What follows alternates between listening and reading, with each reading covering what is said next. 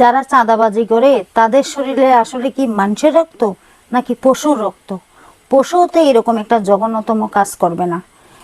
সাইদি হুজুরের কথাগুলো শুনুন, ভালো লাগবে। আমি বুঝি না যারা চাঁদাবাজি করো, মস্তানি করো, আমি বুঝি না তারা কি জাতের লোক। গায়ের রক্তটা কিসে? মানুষের রক্ত না পশুর রক্ত? চাঁদাবাজি করতে যাও কি জন্যে? একটা মানুষ বহু টাকা বহু কষ্ট করে জমি জমা বিক্রি করে ব্যবসা করতেছে, সেখানে যাইয়া আমাদেরকে 2 লক্ষ টাকা দিতে হবে।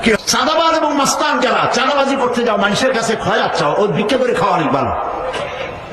মসজিদের সামনে এখন থাল নিয়ে বসে থেকো, যা আল্লাহর রাস্তায় খয়রাত দাও। দোকানদারের কাছ থেকে চাঁদাবাজি করা, বিল্ডিং কেউ নতুন বানাইতে পারে না, অমনি হাজির। গলায় সোনার চেয়ে, হাতে কতগুলো আংটি, তারপরে হাতে মোবাইল, গলায় সোনার চেইন। শহরের মহা উল্লুক জানোয়ার বলতেছে এখানেই ফেলাইতে পারবে না, রড দিতে পারবে না আমাদেরকে সান্দানা দিয়া। এটা কি মানুষ?